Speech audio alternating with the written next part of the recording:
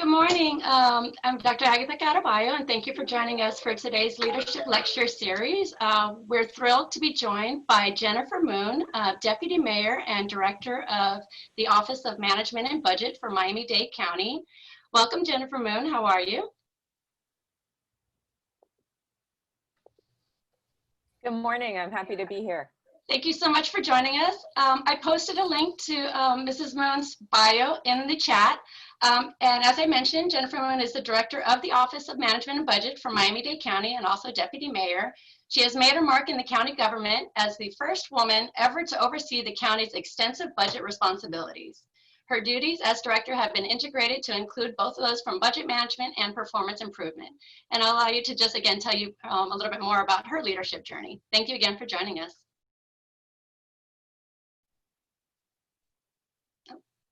Is she frozen? Good morning.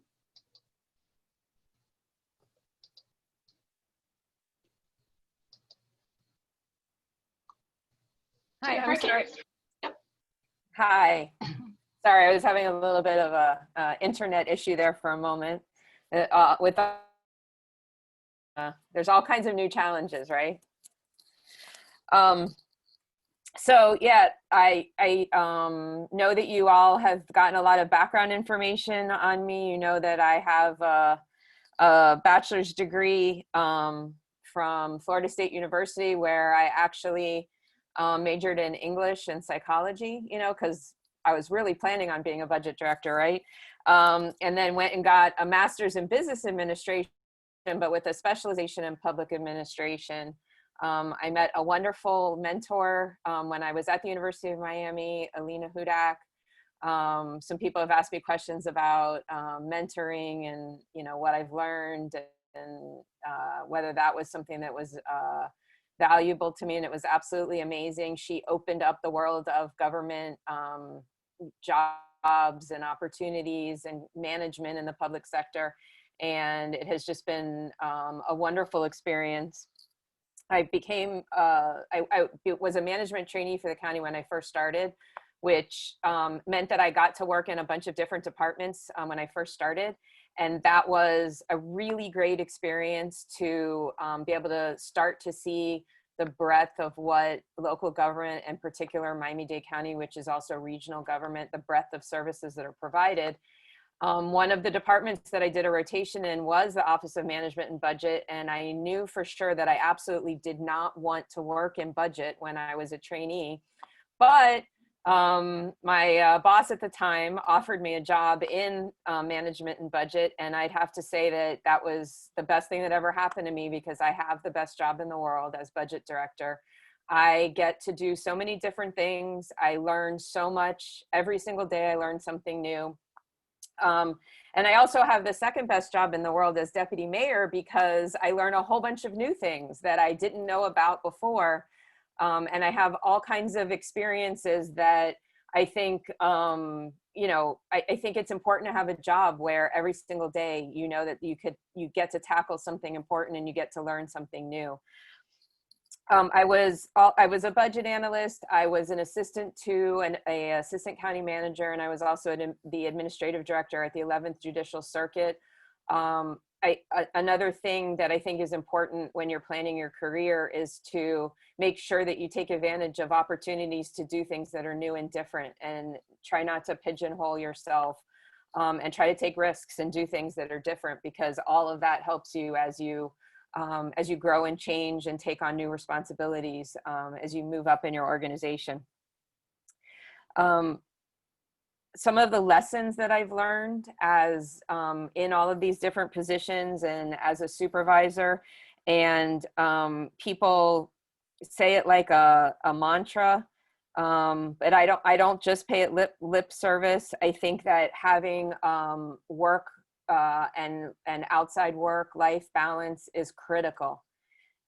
It's critical to you as a person to have the ability to enjoy what you're doing at work, but also enjoy yourself outside of work, so that you can be refreshed and you can be rested. It's important to have good relationships outside of work, so that you can think of things that are different than what it is that you're doing at work. It makes you a better employee. It also makes you a better leader, a better supervisor. It makes you more compassionate, I think, if you have, you know, good experiences outside of work. And I think it makes you a better supervisor because you know more about what's happening with your people, because you're experiencing things that are different than just the one thing that you're doing at work. I think, you know, the other lesson that I learned that's really important, and I already kind of mentioned it, is that you should have a job that allows you to learn something new every day. My dad once told me to change jobs every 5 years. He said, never stay longer than 5 years, because at 5 years, you pretty much have your handle on everything, and it's time to change and do something new. The thing that is so amazing about jobs like being a budget director, a city manager, a deputy mayor, a department director, is that every day is different. You don't have to have the 5-year rule, because every single day something new comes along. Priorities change, things that you're focusing on are different, and you get to do things that are really valuable to your community and feel proud about those things. The other thing that I think is the most important thing, actually, that I've learned in my career and came up kind of recently, is if you make a mistake, you need to own it.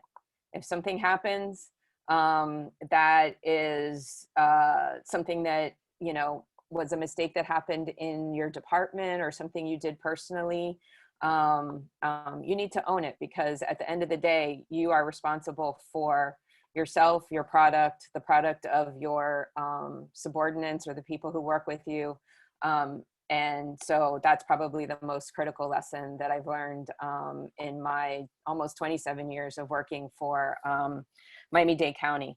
So that's a little bit of background. I know we only have an hour, so I wanted to start answering some of the questions that I got ahead of time. And then I know that Dr. Caraballo and Dr. Frazier also have some other questions that have been submitted since. So I will try to go through these, and then if we have some more time, we can talk about some other things too. One of the questions that I got was, how has my approach to public service evolved from, you know, educational training or things that I've learned in my position? I think that my approach to public service has always been critical for me. I would always, no matter what I was doing, I think that I would always have to be doing something that was to the benefit of my community. If I worked in the private sector, I think I would be involved in, you know, foundation work or charitable work or something that helped me be able to do something for my community, volunteer with my municipality or my county. So public service is critical to me. I think that what has evolved in my thinking is how important it is to be doing what the community wants, that you are prioritizing the things that are helping your community to be sustainable and resilient, and thinking about the future, that public service is supposed to be supporting not only what's happening now in the community, but what will be the future of the community. So I think that would be the biggest evolution in my mind, is that we need to be constantly going back and checking ourselves and making sure that we are doing what our community wants, and that we are looking towards the future and making decisions now that will make things better in the future. A lot of people have asked about the pandemic, how that has affected my job, or jobs as it were, and the budget and the government and all that kind of stuff. I'd have to say that in the last 6 months, or I guess it's still 6 months, 7 months maybe, that I have learned more in the last 7 months than probably I learned in my entire career before that. I had no experience with pandemic response or you know, a virus or things that we needed to do in order to, you know, make changes. How does an organization react to an emergency like this, a shock like this, a shock that becomes a stressor that's in our lives all of the time. And I have spent the last 6 months basically providing the county support, support to the mayor and our elected officials so that they can make the decisions that they need to make to protect all of the people in the community. I'm incredibly proud to have been part of that. It's amazing what our government and other governments were able to do, how quickly we were all able to pivot to working virtually, making sure that our services, that our critical services were still in place, making sure that we were still accessible to the public, and then also deciding what we could put off to the side a little so that we could do all these other new things that were critical for us to take care of. We implemented surge teams, going out and providing information to the community. We acquired as much PPE as we could for other municipalities and for not-for-profits and for just the community. We extended contracts to food distribution, community-based organizations, not just so that they could provide food to people in the community, but so that they could buy the food from the farmers in South Dade whose crops were ripening and who didn't have a place to sell them because all the restaurants had closed. Tying all of those things together, learning how to tie all of those things together is something that that was an amazing experience and something that I'll never forget. The impact to our organization financially, I don't think we've necessarily seen yet. We have obviously measured and projected significant reductions in our economically driven revenues. We will see a reduction in our property tax revenues likely next year. And our proprietary functions, the airport and the seaport, obviously have lost significant revenues because of the changes in the cruise industry and people, the airlines flying. The reason we haven't seen it as much in our organization yet is because we had so much of our organization pivot to providing pandemic support services, which are funded by the CARES Act. So we were able to maintain a lot of our employees because they are now doing something different than they were budgeted to be doing in the current year. And we anticipate that that will flow into the next fiscal year. What we did when we put the budget together was that we focused on 3 things: that we wouldn't be raising taxes at a time when people could least afford it, that we would keep all of our priority services in place, because at the end of the day, the people that everyone has to rely upon is their local government for the local services that they need every day. And that we wouldn't be laying employees off because we didn't want to be contributing to an unemployment issue. And we wanted to make sure we could be continuing to provide all the critical services that we've been providing, including delivering meals to seniors so that they don't have to go to the grocery store or they don't have to go to congregate meal settings. Being out in the community and enforcing all of the emergency orders that have been invoked in order to protect our community. But next year's budget passed as it's balanced, and it has those, we don't have any flexibility, but we aren't at the position where we have to be laying anybody off. If the economic impact of the pandemic continues though for many more months and there isn't ongoing federal support for pandemic activities, then I think we will start to see some changes in the way that in the amount of service that local governments can provide, not just the county, but municipalities as well. Another question, and this is related to the pandemic and the impact on the government, is since we've been going into this new normal where we are doing so much virtually, so much online, will we continue to do this? And I think that there are some things that we will continue to do this way. There are some things that work even better when we do them virtually than when we do them in person. Some of the things I'm thinking about are some of our internal training functions. We're implementing a division of my department is responsible for implementing the new ERP system, the Enterprise Resource Planning System, which we're calling Informs. For our organization. And so we've been doing a lot of training of people in the various departments so that they can learn about the new system and help us as we're implementing it. And the trainings have been amazing because so many people can be involved and not have to travel to get to some place to be trained and sit in a room together, you know, in a crowded room. They're at home and able to log in. And their feedback, there's been so much more feedback than you would see in a room.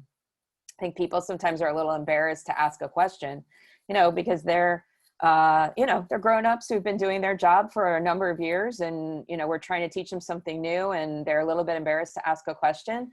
But when they're on a Microsoft Teams call and they can put it into a chat, they ask the question. And then once one person asks the question, everybody else asks a question. And it's been really a great back and forth. And I think that has really been an amazing experience for us to be able to just quickly move into doing things that way.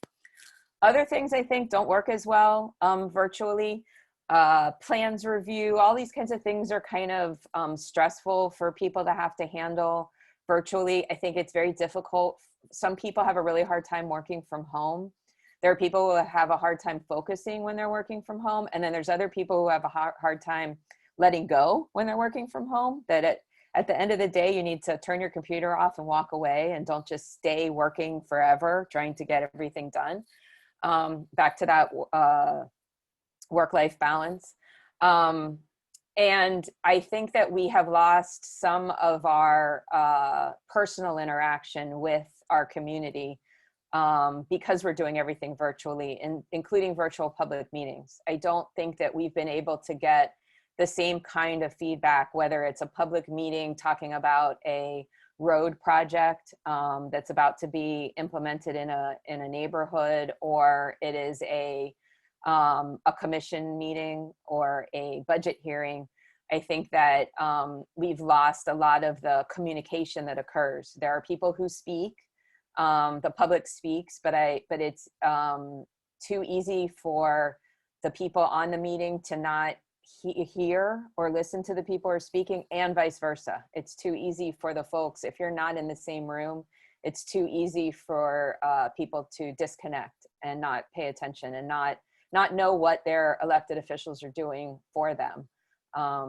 So I think some things need to go back to, back to the way we used to do them before when it's safe to do so. But I think that we've learned a lot and can be a lot more efficient if we implement a lot of what we've learned in terms of doing things online and virtually.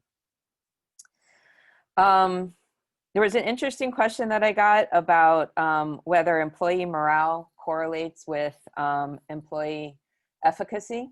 And I think that they are completely interconnected. And it's something that it has been an issue as we have moved into a virtual workplace.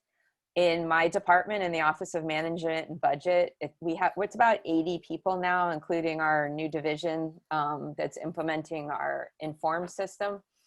And we used to see each other all the time.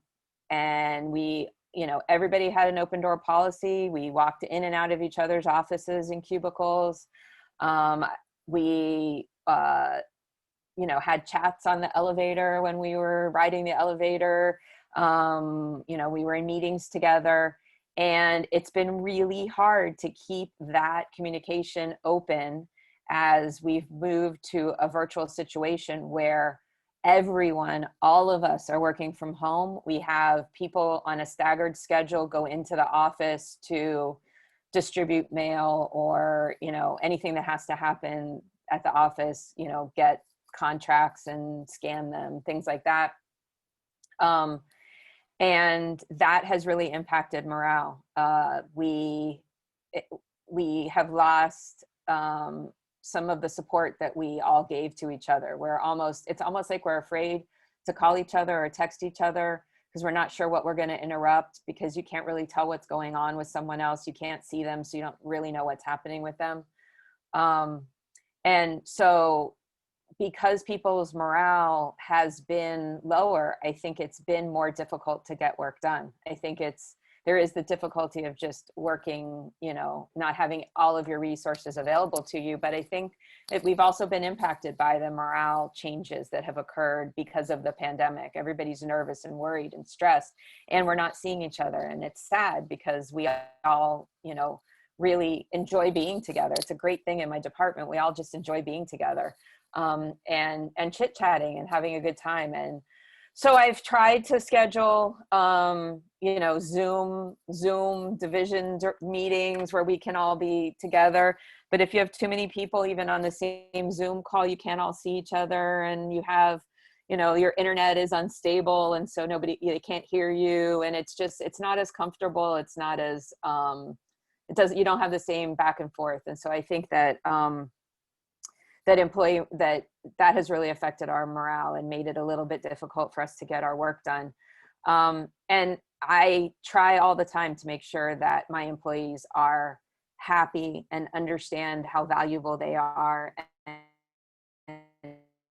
and how incredible the work is that they do and what their work has brought. That there are people who are, and this isn't even an exaggeration at this point, there are people who are alive right now because of the work that local government has done, because we have implemented things that have protected people from a very serious virus. And so we've saved lives. And it's important that everybody understand what role they played in that.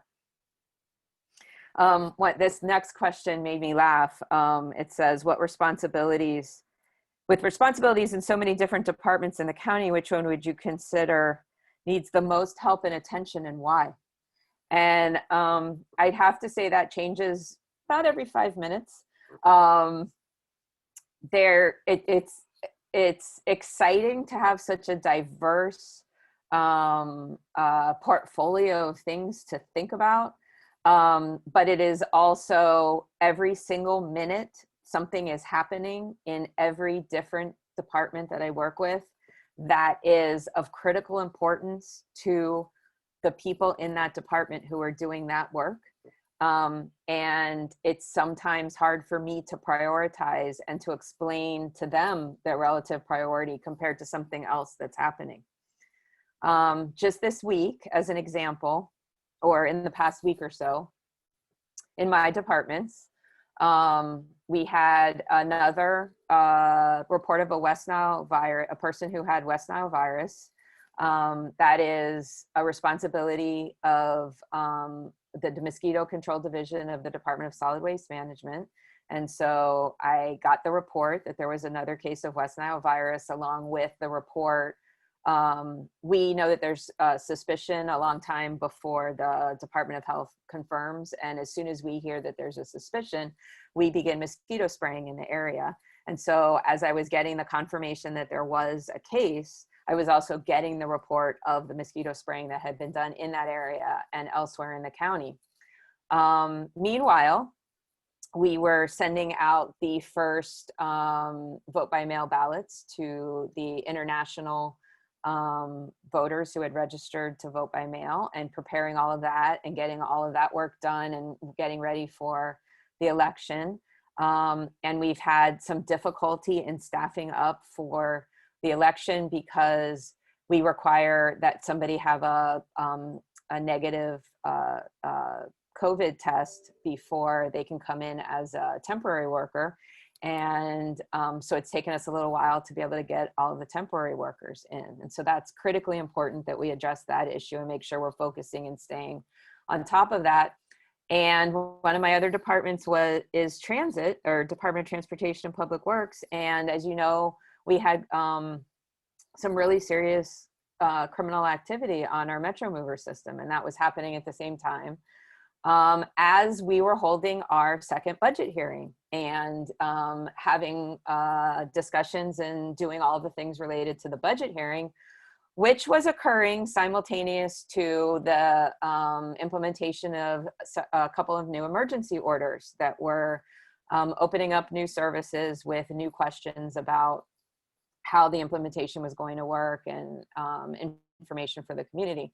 So sometimes I can't prioritize, I just have to do everything at the same time. And so it's exciting. It can be really, really stressful. But I don't think I want to do anything else. Like it's really, really, it's really, really fun in a really great way. And I have to remind myself of that sometimes, but it is. I do want to retire at some point and get some rest, but until then, I will just keep doing all the stuff that I need to do. Jennifer, if you don't mind, Sure. you kind of mentioned your different, I don't know if everybody kind of truly understands the Oh. scope of your responsibilities as far as for the budget and the different units that all kind of fall under your responsibility. So Sure. Even though I So linked to the bio, and like I said, it's just, right. it is very, it's extensive. Sure. So as the director of the Office of Management and Budget, we have a bunch of different divisions. One of them is the Management and Budget Division, and we have we just adopted our second budget of about $9 billion. So that it's the fiscal year starts October 1. We just adopted the budget. We're closing the current fiscal year and starting a new fiscal year. We also have a division that's responsible for incorporation and annexation of municipalities and monitoring community redevelopment areas and providing support to the community redevelopment areas and reviewing the policy and submissions of those. We have a management planning and performance analysis division, which is like an internal consulting division. And we have a bunch of different projects that we're working on there. One of them is that has been, we were just talking about last week, is how we're deploying the resources for the November election, helping the elections department figure out how many actual voting machines need to be at each precinct, each location, how long it's going to take for people to get through this particular ballot. We have a grants coordination division that handles regularly a little under $15 million worth of general funded social services programs that are done by community-based organizations in the community. And then about $25 million federally funded Ryan White program, which is providing services to people who are HIV positive or who have AIDS through community-based organizations. And during the pandemic, we've been also supporting the contracting that has occurred to provide basic needs support to families in the community, as well as bulk food purchases and distributions through that division. And staffing the surge teams that have been implemented. And then I have a new division that is responsible for the implementation of the enterprise resource planning function, which is basically replacing our financial, HR, procurement, and budget systems into one system, looking at how we can change our processes in order to be able to provide as much management information as possible as we're making decisions moving forward in and providing support for all of those things for the departments.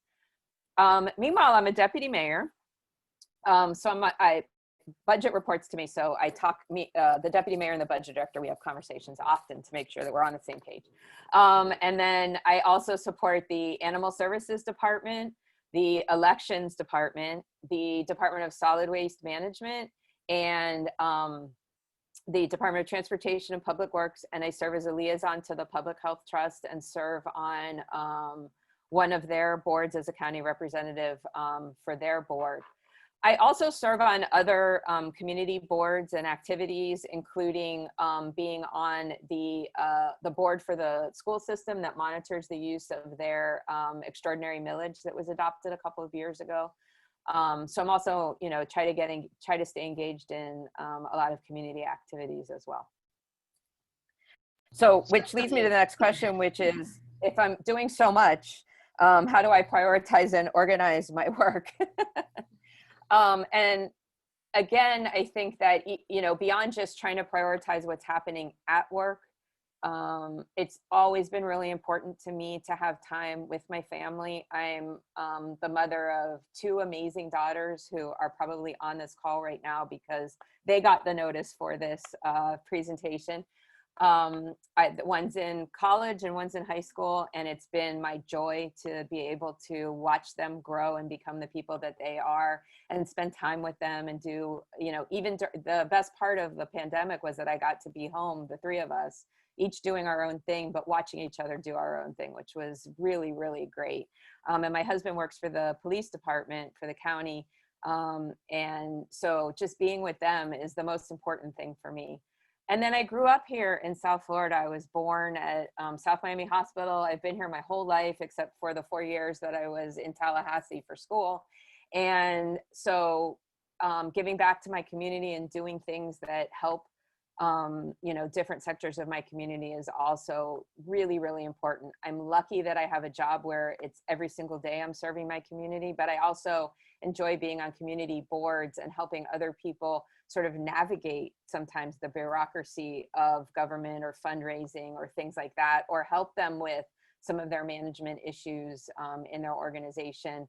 I like to use the things that I've learned to help other people manage what they do. And then there's one more question that I think is a really great question and lets me talk about the budget, which is kind of my favorite thing anyway, which is as there's change in the county, how does the budget sort of react to those changes? Changes like if there was the human rights ordinance when that was implemented, or if there's, you know, other ordinances that come forward supporting the rights of women and focusing on things like that. If the ICP, the Independent Citizens Panel, how do we react when some new policy change comes forward? And really the budget should just be the reflection on an annual basis of the policy that's been established by the elected board. In my case, the Board of County Commissioners. If you're in the private sector, the Board of Directors. All of the policies that are set through every agenda item that happens through every commission meeting has some kind of impact on how the organization is operating. And the budget just reflects those things that were all adopted. There is a lot of tension between when there's a new priority, whether that new priority gets added on top of all of the other priorities, meaning that there needs to be new revenue and new resources dedicated to addressing that priority, or whether when there is a new priority that substitutes for something else that you were doing before, meaning that you then redirect funding or resources from one thing to another. And that tension was very clearly seen during the budget development and approval process this year with the whole concept of defunding law enforcement. If it's a priority that we provide services and diversion programs and things that will keep children out of the criminal justice system, you know, never get there in the first place, or give people opportunities that are in the criminal justice system to change so that they are no longer being impacted that way, or even diversion programs that somebody makes a mistake and you point them in the right direction and support them so that they don't make that mistake again. Those are all super critical priorities. But do you take money away from something else that you're doing in order to support those activities? Or does this become a priority that is on top of all of the priorities that you had before? And so you need to gather additional resources, have additional revenues in order to support it. And it was interesting to watch this because it's actually something that we have been doing, evolving over about 20 years. About 20 years ago, we started investing in diversion programs and programs at parks and social services programs and programs for people who have mental health issues in order to have places for kids to go so that they could study, teams that they could participate in so that they could learn about how to be friends and teammates.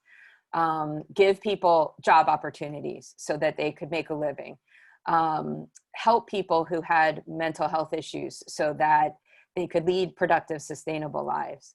And in 1998, we had a jail population of over 7,000 people, and we were making significant numbers of arrests. Our officers could not do any community policing. They were merely running from call to call, and we had a serious problem. And now, many years later, that was in 1998, a number of years later, so 22 years later, our jail population hovers around 3,000. So we cut it by 50% because at the time, we didn't cut our law enforcement services. We added resources in order to do these things so that the long-term result could be that we would ultimately be able to spend less on law enforcement, have fewer people in jail, and have more people leading productive, sustainable, supportive lives in our community.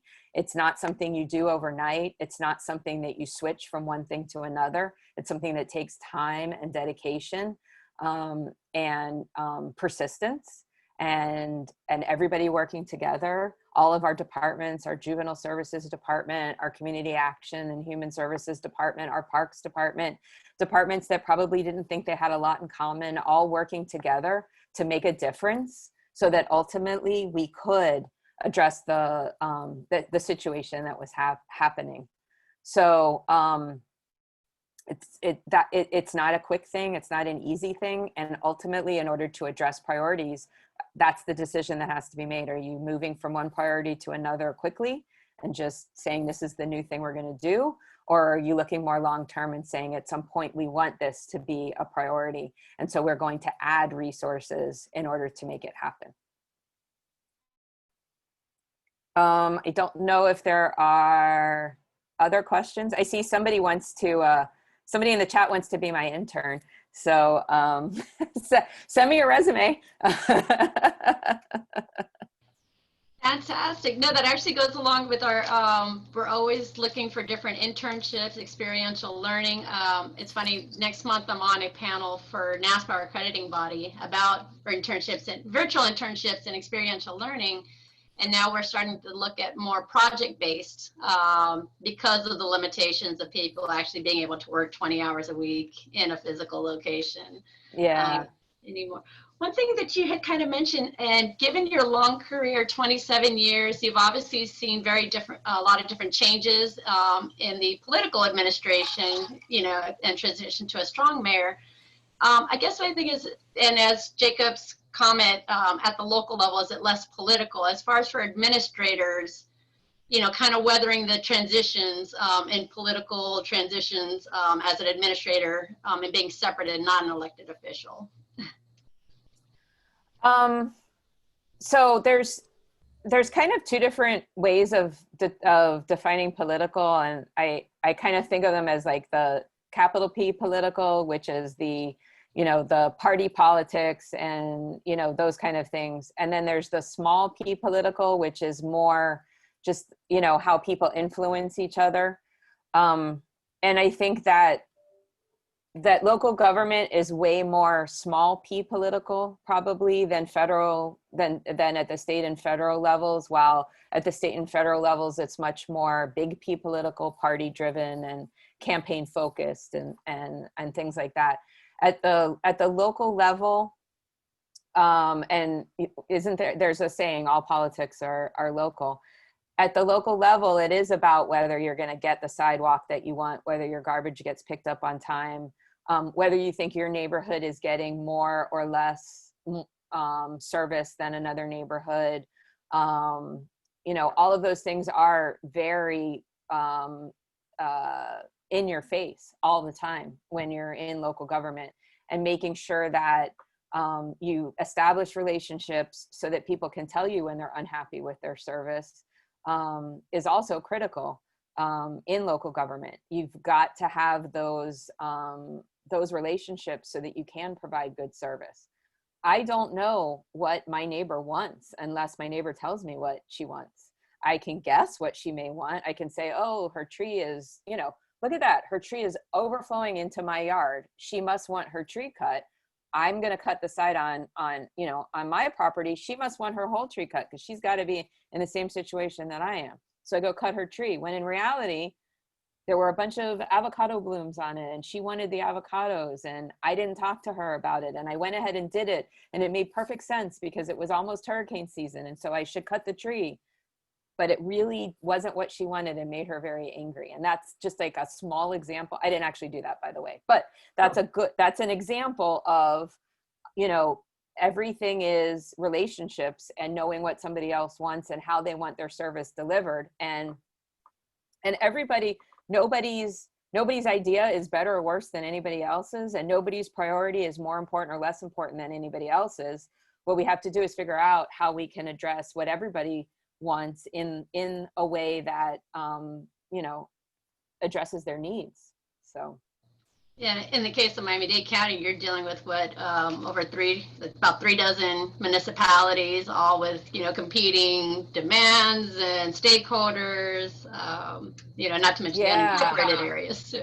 And that relationship also, there's been tension in that relationship as we've been going through the COVID-19 pandemic, and whether the federal government had funds flow through large regional governments.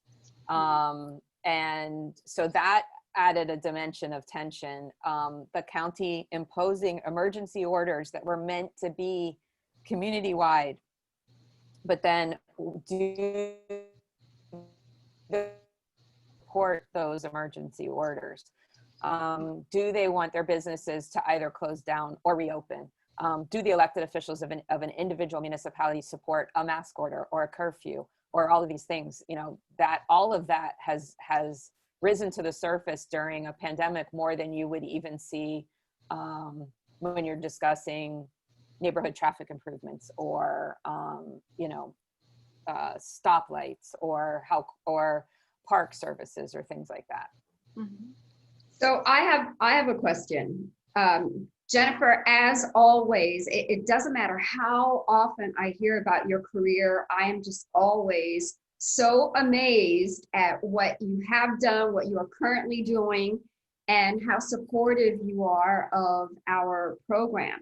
So I want to ask you, if you were hiring, like somebody said that they wanted to be your intern, and kudos to whoever that is, we tell you to always ask, right? Woohoo!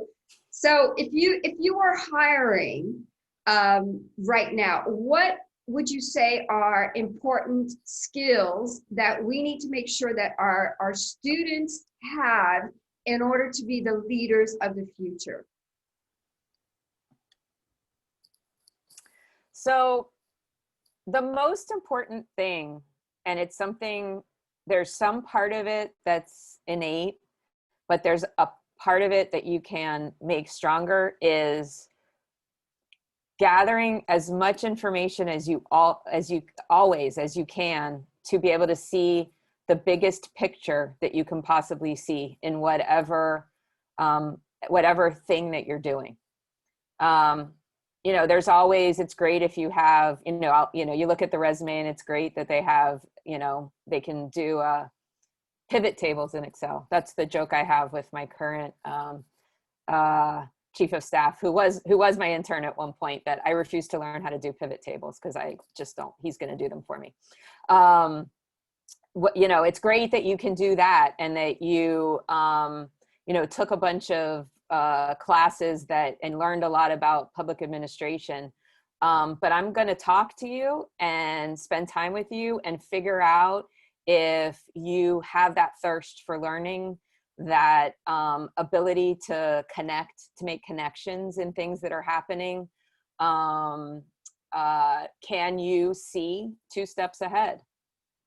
When you first start, you're not going to be able to see the next step, and then you'll be able to see the next step, and then suddenly you'll see the 2 steps ahead, maybe 5 steps ahead, maybe 10 steps ahead, because you can see how one thing affects another. That is the most important thing to be able to be successful in such a large organization that does so many different things, is be able to anticipate the impacts of decisions that are being made. It helps you be able to be ready for them, so that you can perhaps do more than somebody that wasn't prepared. But it also just helps the organization, be able to be successful and be resilient. So what you're talking about also is some of the skills that we learn in business school, in the business environment. So it really doesn't matter. You've got to be able to think about the best case scenario, the worst case scenario, and what's a scenario that we can actually live with in the current situation. And hopefully those are some of the skills that we are supporting and enforcing with so many group projects that we have.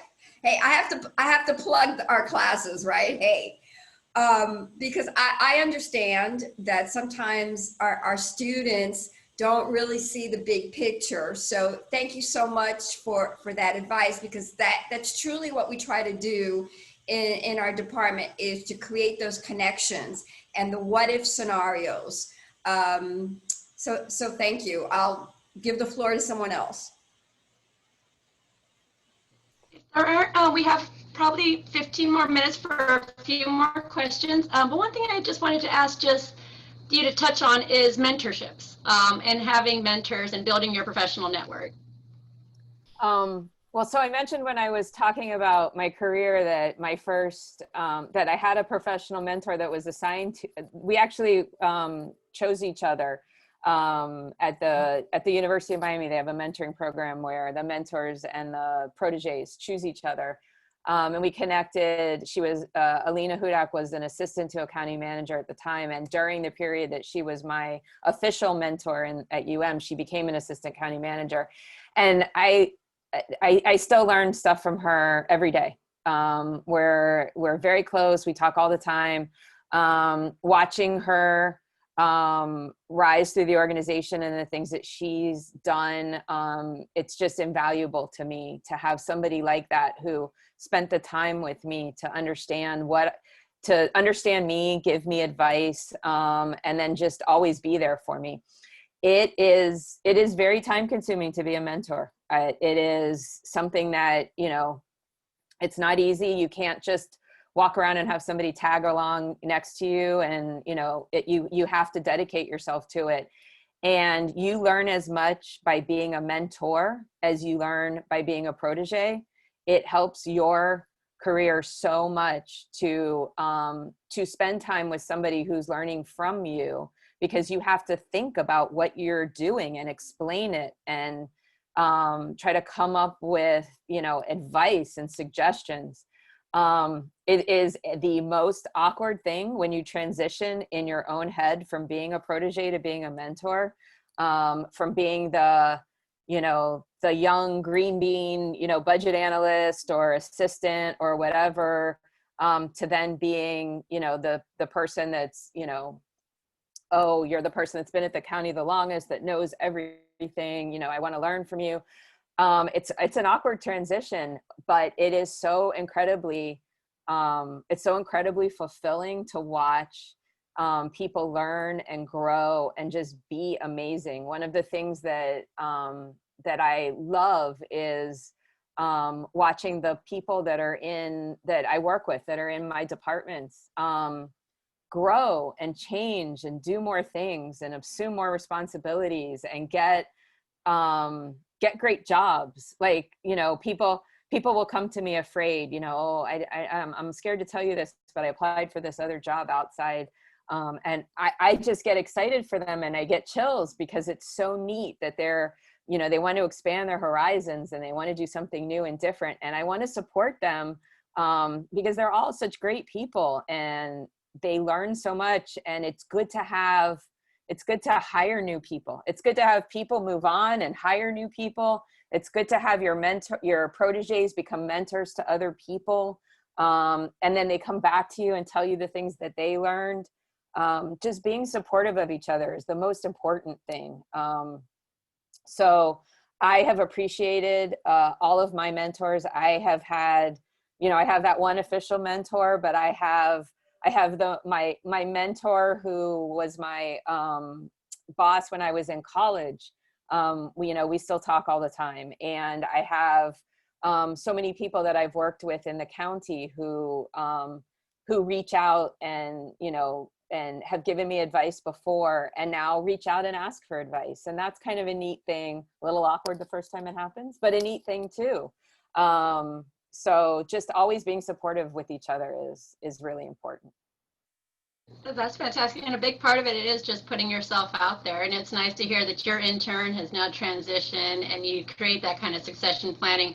Dr. Fraser and I always joke that we're cross mentor mentee, so it goes both ways with each other. Fantastic. One other question I see. What was a difficult situation you had to make as a leader, and how did you come to that decision?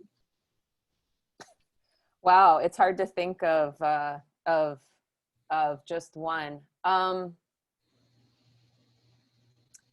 guess one of the most difficult decisions I had to make was soon after I had become a director, and there was a person who worked in my department who was incredibly smart, and could come up with just the most amazing ideas. And I personally, you know, I felt I really liked this person, but this person just had a really difficult time working with others. And I gave this person a number of different opportunities to change abilities, because this person was such an important asset to the department. But in each option, that just always became a sticking point, that there was this inability to really be able to communicate well and work with others. And ultimately, I had to ask this person to leave the department. And that was so hard for me, because I really do create a personal attachment to the people that I work with. And so it was really hard to make this decision. But, you know, I had to, for the, you know, effectiveness of the team. And so that the first time I had to do that, that was really, really, really difficult. But what was so important was that the team be effective. The person was very frustrated and angry because this person wasn't being successful. And whether or not I had identified it, this person had identified it. So ultimately, and we're still very good friends and communicate frequently.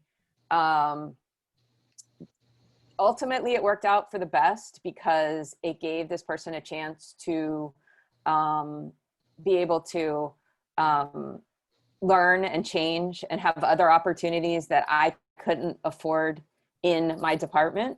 And this person's incredibly successful now.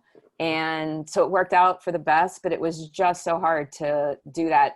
You hear all the time people say bosses shouldn't have relationships with have personal relationships with their employees, that you need to be separate and you need to, you know, have this wall between you, because it's really hard to make decisions if you don't have this wall. And to some extent that's true, but it's so overridden by the positives of knowing your employees really well and understanding them and their personalities and what they can and can't do, and how to support them to be the best that they are, that you know, I learned that was important to do that. And even though sometimes it's really hard, if you have to discipline somebody, or you have to tell somebody they did something wrong, or even you have to accept the blame for something that happened because one of your employees did something, it wasn't even you, but you accept the blame because ultimately it's your responsibility. All those things are much harder if you have that relationship, but it's completely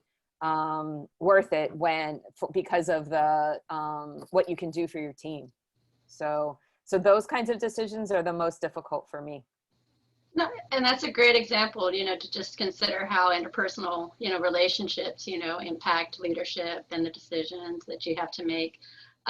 Again, I just want to thank you so much again for taking the time out this morning. Like I said, we know you have 1,000,001 different responsibilities and demands on your time, so we just really appreciate you taking this time. I'd like to ask everyone in the audience to please join me in the reactions and giving a virtual round of applause. Thank you. Lots of people have chatted and asked what my email address is. It's jennifer.moon@miamidade.gov. And in that case, those that you do contact, it's hopefully to send a nice thank you note. Start off with that and not an ask. That's an important thing to learn with mentoring and developing relationships. First, find out what you can do to offer assistance before asking for something in return. So, and on that list, I'm just going to finish up by just noting, as Mrs. Moon had mentioned, the importance of networking, of mentorships, of internships. Dr. Fraser is now leading our alumni mentorship program, and we also have a new ICMA, which is the International City County Management Executive Mentoringship Program that we're launching. If any of you that are on the call would like information, just feel free to reach out to Dr. Fraser and I for additional information. But again, we want to thank you again, Mrs. Moon, for your time. It was greatly appreciated. Thanks for sharing your time and expertise. Thank you so much. I really enjoyed it. Thank you, Jennifer. It was nice to see you. Nice to see you too. Thanks again. Bye. Have a good one, everyone. Enjoy the rest of your day.